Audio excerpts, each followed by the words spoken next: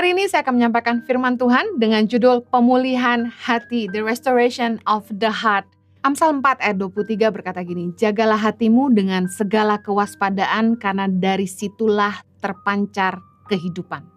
Tahukah Anda bahwa hati kita adalah sumber dari hidup kita? Apa yang ada di hati kita itu yang akan keluar lewat perkataan, pikiran maupun perbuatan kita.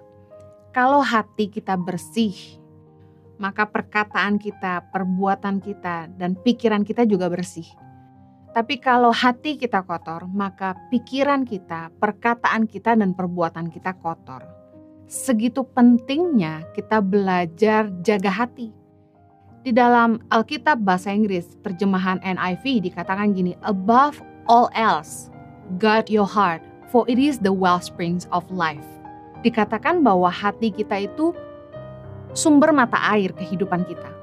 Bahwa semua yang kita lakukan dalam hidup ini mengalirnya tuh dari hati.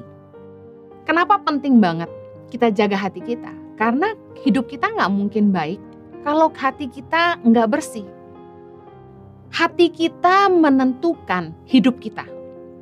Sumber dari semua yang kita lakukan dalam hidup ini adalah hati kita. Tahukah bahwa Roh Tuhan itu berdiam di hati kita. Dalam 2 Timotius 1 ayat 16 dikatakan, peliharalah harta yang indah, yang telah dipercayakannya kepada kita oleh Roh Kudus yang diam di dalam kita. Hati kita adalah tempat kediaman Roh Kudus. Kita harus jaga hati kita tetap bersih supaya Roh Kudus betah tinggal di situ. Orang yang punya Roh Kudus di dalam hatinya, hidupnya akan selalu dipimpin oleh Roh Allah. Banyak kali dalam hidup ini, dalam mengambil keputusan, dalam melakukan apapun, kita butuh hikmat dari Tuhan.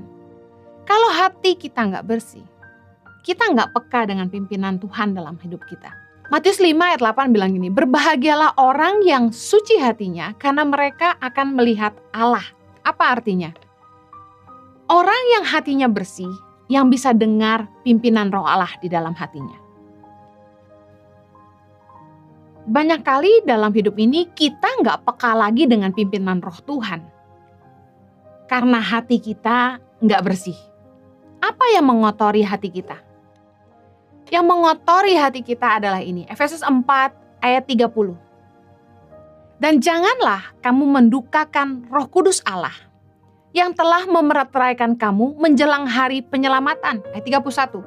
Segala kepahitan, kegeraman, kemarahan, pertikaian, dan fitnah hendaklah dibuang dari antara kamu. Demikian pula segala kejahatan. Firman Tuhan katakan jangan mendukakan Roh Kudus. Roh Kudus berdiam di batin kita. Dan segala kepahitan, kegeraman, kemarahan, pertikaian, dan fitnah, itu yang mengotori hati kita.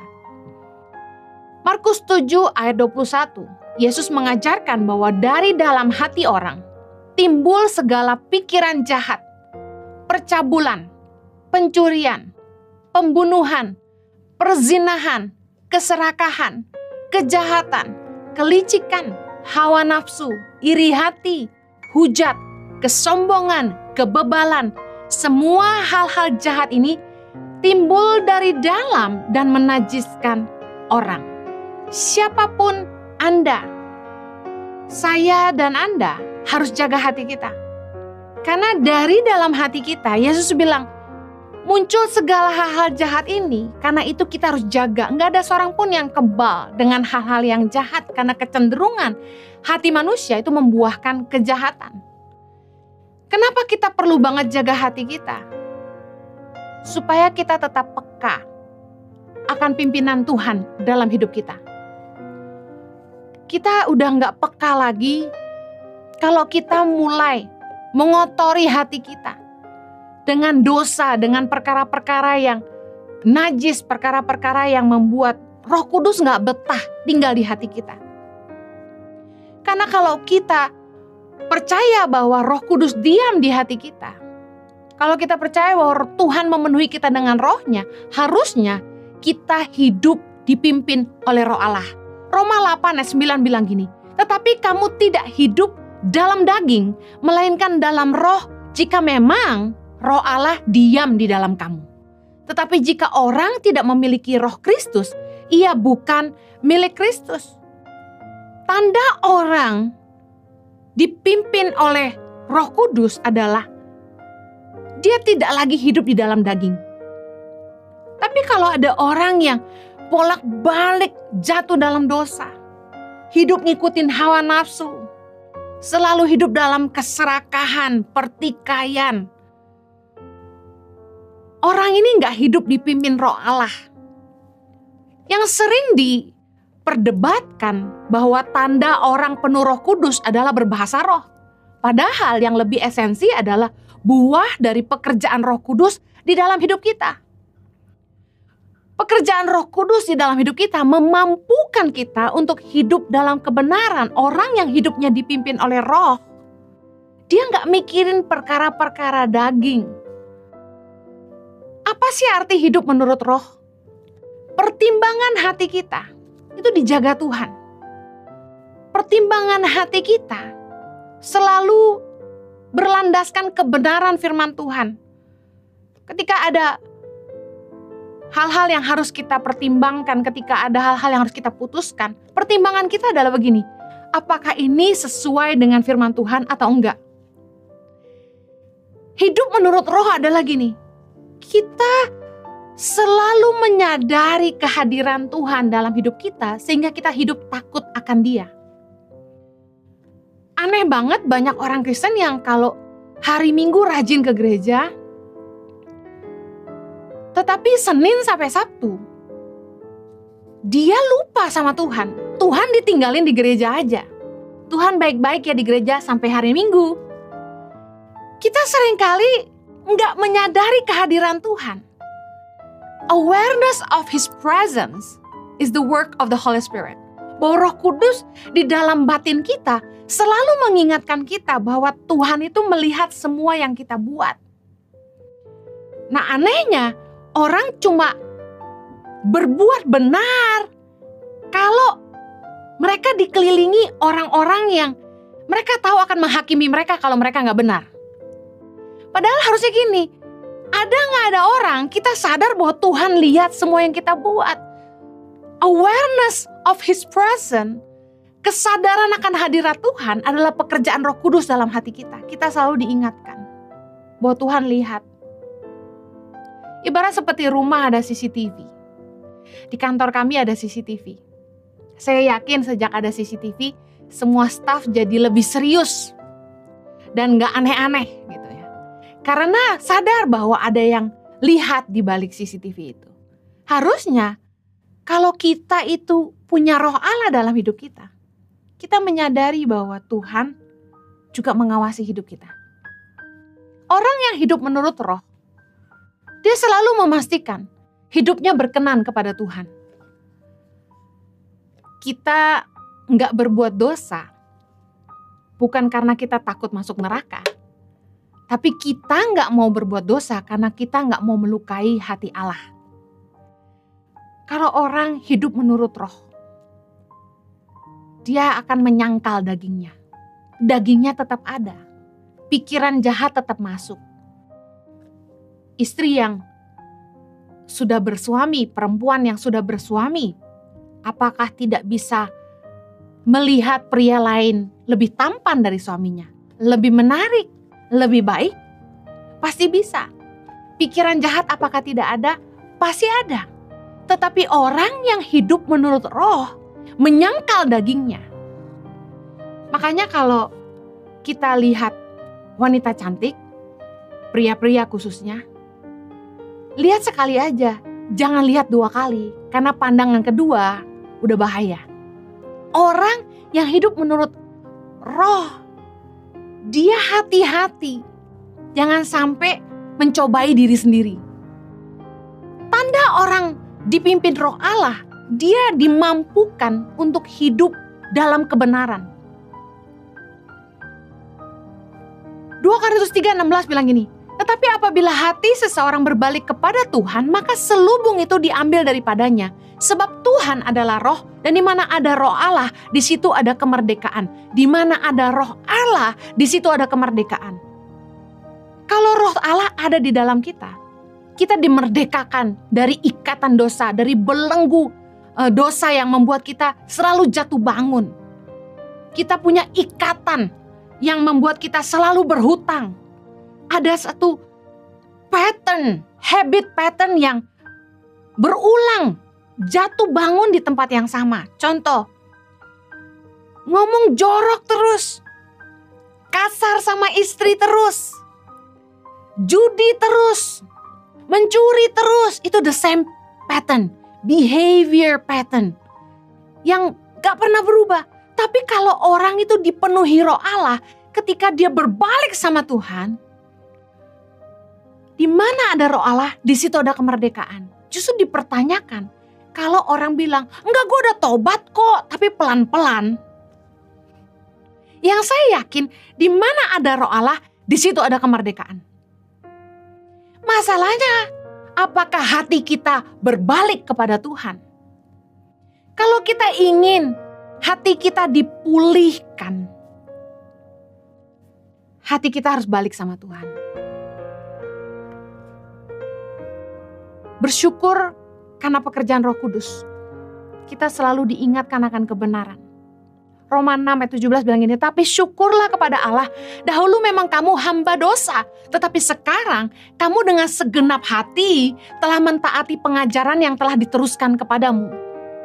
Godaan di hidup kita, godaan daging untuk hidup dalam hawa nafsu dan dosa selalu ada. Godaan serakah tetap ada. Tetapi bersyukur, Roh Allah memampukan kita untuk melakukan kebenaran, memilih untuk taat sama Tuhan. Pekerjaan Roh Kudus itu memerdekakan kita dan membuat kita lahir baru. Ada istilah lahir baru dalam kekristenan, yaitu ketika seseorang dijamah oleh Roh Kudus, mata hatinya terbuka. Dia menyadari hidupnya dalam dosa dan dia ingin berbalik dan hidup sungguh-sungguh ikut Tuhan. 1 Korintus 12 ayat 3 berkata, karena itu aku mau meyakinkan kamu bahwa tidak ada seorang pun yang berkata-kata oleh Roh Allah dapat berkata terkutuklah Yesus, dan tidak ada seorang pun yang dapat mengaku Yesus adalah Tuhan selain oleh Roh Kudus. Kalau ada orang bisa terima Yesus sebagai Tuhan dan Juru Selamat adalah pekerjaan Roh Kudus. Bagaimana kita jaga hati kita dan pastikan hati kita pulih supaya kita tetap peka dengan pimpinan Roh Allah. Karena kita sadari hati kita gak selalu bersih. Kita harus selalu terus datang sama Tuhan, minta Tuhan memulihkan hati kita. Makanya kita harus berbalik kepada Tuhan. Itu awal yang pertama. Tapi kemudian bagaimana kita jaga hati kita untuk tetap bersih, supaya kita peka sama pimpinan Tuhan, supaya kita dimampukan untuk hidup dalam kebenaran. Kita sendiri harus punya komitmen untuk berhenti mengotori hati kita. Ada orang yang dia bilang gini, doakan saya supaya saya bertobat. Saya mau kasih tahu, mau didoakan oleh hamba Tuhan secanggih apapun, mau didoakan oleh hamba Tuhan sebesar apapun, orang gak akan bertobat kecuali dia ngambil keputusan untuk berbalik dari jalan-jalannya yang jahat. Bertobat itu butuh kesungguhan hati. Berubah itu butuh komitmen. Gak bisa ngandalin didoain doang. Anda pengen diludahin, didoain, dipukulin, gak akan ngerubah kalau hatimu sendiri gak mau berbalik sama Tuhan. Kita harus ngambil komitmen, berhenti mengotori hati. Contoh, udah dibersihin hatinya sama Tuhan. Tuhan udah pulihin, tapi dikotorin lagi. Keputusan siapa? Kita punya kehendak bebas. Ayo buang semua yang kotor dan jahat. Yakobus 1 ayat 21. Sebab itu buanglah segala sesuatu yang kotor dan kejahatan yang begitu banyak itu. Dengar baik, kita harus ngambil keputusan untuk berhenti ngotorin hati kita. Berhenti melakukan apa yang jahat di mata Allah. Tinggalin dosa dan hidup kita yang lama. Ada yang bilang sama saya, Bu Heni, saya pengen berhenti selingkuh. Gimana caranya? Saya bilang gini, delete kontak selingkuhanmu. Blok, unfollow IG-nya. Jangan cari tahu lagi tentang dia. Aduh, dia tahu rumah saya di mana, pindah rumah. Kalau kita nggak mau berhubungan lagi dengan selingkuhan kita, kita harus bakar jembatan yang menghubungkan kita dengan orang itu. Kalau kita mau berbalik kepada Tuhan, jangan nanggung-nanggung. Kalau kita nggak bakar jembatan untuk kembali ke hidup yang lama, saya jamin satu kali kelak kita disakiti sama pasangan kita pengen telepon pacar lama. Ketika kita kecewa dengan sesama anak Tuhan, kita pengen kembali lagi ke teman-teman kita yang dulu jadi sahabat ketika kita hidup dalam dosa. Kita mulai banding-bandingin, enakan dulu belum kenal Tuhan. Kalau kita mau ikut Tuhan sungguh-sungguh, berhenti ngotorin hati. Hati-hati dengan apa yang kita lihat, apa yang kita tonton, apa yang kita baca, apa yang kita pelajari. Karena Yesus mengajarkan bahwa dosa itu mulainya dari mata. Dari mata turun ke hati. Matius 5:28, tetapi aku berkata kepadamu, setiap orang yang memandang perempuan serta menginginkannya sudah berzina dengan dia di dalam hatinya. Tadi saya sempat bilang, kalau pria lihat wanita cantik sekali aja. Lihat kedua kali udah bahaya. Karena dosa itu mulainya dari mata. Dari mata turun ke hati. Mata adalah jendela jiwa kita. Kalau kita nggak mau ngotorin hati kita, jangan kotorin mata kita. Mata yang cabul, hatinya cabul. Apa nggak enak sih nonton film yang aduhai? Pasti menarik lah, tergoda lah. Tapi dengar resikonya, hatimu kotor. Saya pernah ikut seminar tentang pornografi, bagaimana lepas dari pornografi. Dalam seminar ini diajarkan bahwa orang yang kecanduan pornografi itu dimulai dari melihat pornografi skala kecil. Gambar dulu, film sekali, 2 kali, lalu ketagihan. Yang bahayanya kemudian membuat hubungan, seksual pernikahannya jadi gak sehat.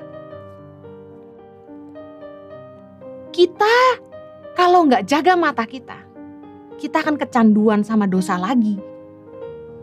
Jangan lagi kotorin hati kita. Yang berikutnya, kalau kita mau hati kita tetap pulih, bersih, miliki hati yang mau diajar. Tadi firman Tuhan berkata dalam Yakobus 1:21, sebab itu buanglah segala sesuatu yang kotor dan kejahatan yang begitu banyak itu, dan terimalah dengan lemah lembut firman yang tertanam di dalam hatimu yang berkuasa menyelamatkan jiwamu. Dengar baik.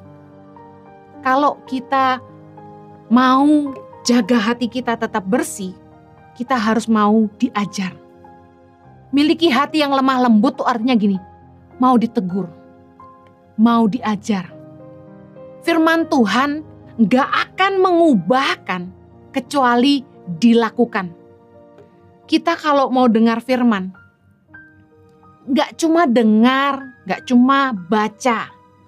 Firman Tuhan itu punya daya ubah ketika yang diajar bukan hanya mendengar, tapi mau melakukannya. Mau hidup di dalamnya. Lebih baik kita tahu sedikit tapi kita lakukan daripada kita hafal semua isi Alkitab tapi kita gak hidupi sama sekali. Tahukah Anda bahwa teguran itu yang menjaga kita tetap di jalan yang benar? Contoh, orang kalau nggak jatuh sakit, biasanya nggak jaga kesehatan. Nggak ada takutnya sama penyakit,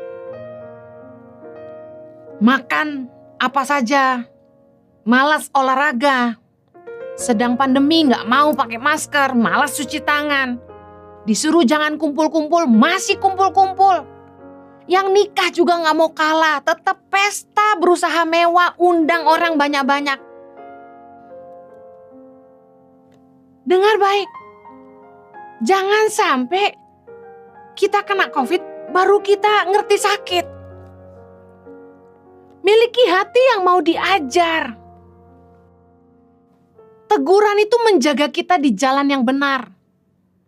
Amsal 10:17 bilang gini, siapa mengindahkan didikan menuju jalan kehidupan. Tetapi siapa mengabaikan teguran tersesat. Kadang kita gak sadar ketika hati kita tuh udah mulai sesat. Hati kita itu sudah mulai gak lurus lagi, udah gak bersih. Makanya kita butuh baca firman Tuhan, karena ketika kita baca firman, kita ditegur oleh firman. Nah, kita perlu diajar firman Tuhan supaya pertimbangan hati kita selalu kebenaran dan takut akan Tuhan, bukan untuk mencari pembenaran. Orang Kristen kalau dengar firman yang menyukakan hatinya, teriak amin kencang-kencang. Tapi kalau firman Tuhan yang disampaikan menyinggung perasaannya, langsung marah. Komen keras. Padahal yang diajarkan kebenaran firman. Tapi susah terima, pilih ayat yang sesuai dengan hati. 2 Timotius 4:3 bilang gini, karena akan datang waktunya orang tidak dapat lagi menerima ajaran sehat, tetapi mereka akan mengumpulkan guru-guru menurut kehendaknya untuk memuaskan keinginan telinganya. Heran saya, waktu saya khotbah, yang saya khotbahin itu firman Allah. Tapi orang yang baca gak terima. Kok khotbahnya kayak begitu? Saya bingung, kok firman Tuhan dilawan. Mending kalau misalnya saya ubah kata-katanya, atau saya ngajarin gak sesuai ayatnya. Ini diajarin sesuai ayatnya, masih suka marah-marah. Jangan pilih ayat yang menyukakan telinga kita, yang menyenangkan hati kita. Giliran dibilang berkat, aminnya kencang-kencang. Tapi giliran diajarin, semua marah-marah. Dengar baik, kalau kita mau hati kita bersih, kita harus mau diajar firman Tuhan. Yang terakhir, bagaimana hati kita bersih? Jangan simpan akar pahit. Ada yang bertanya kepada saya, Bu Heni, gimana sih kunci pemulihan hati? Saya terluka sama suami, sama teman, sama keluarga. Saya mau bilang gini, kunci pemulihan hati kita adalah mengampuni. Ibrani 12:15, jagalah supaya jangan ada seorang pun menjauhkan diri dari kasih karunia Allah, agar jangan tumbuh akar yang pahit, yang menimbulkan kerusuhan dan yang mencemarkan banyak orang. Jangan tumbuh akar yang pahit, karena orang yang pahit itu menimbulkan kerusuhan dan kemudian mencemarkan banyak orang. Lihat, orang yang suka jelek-jelekin orang lain, itu biasanya hatinya pahit. Saya percaya gini, pekerjaan Roh Kudus dalam hati kita adalah membuat kita merasakan kasih Allah. Dia memenuhi kita dengan kasih-Nya setiap hari, yang memampukan kita untuk mengasihi semua orang, termasuk mereka yang bersalah kepada kita. Mari belajar dari Yesus. Lukas 23:34, Yesus berkata, ya Bapa, ampunilah mereka, sebab mereka tidak tahu apa yang mereka perbuat. Bayangkan, Yesus mengajarkan kita di akhir hidupnya, di bumi sebagai manusia. Ujian yang dihadapi Yesus adalah pengampunan. Di atas kayu salib, Yesus melepaskan doa bagi orang-orang yang bersalah. Bagaimana kita bisa ngampuni?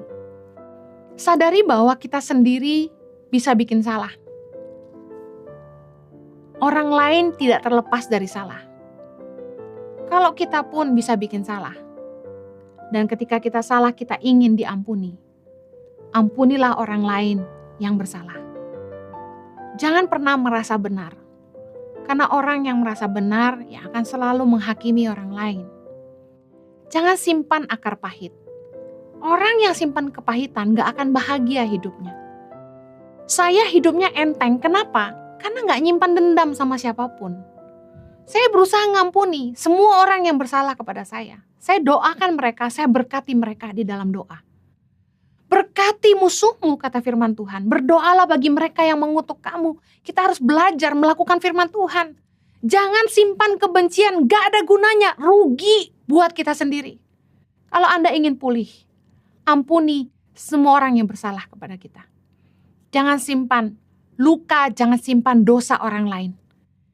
Bukan bagian kita untuk menghakimi mereka. Biarlah setiap orang berurusan dengan Tuhan saja. Saya berdoa agar Anda dipulihkan dan roh Tuhan memerdekakan Anda.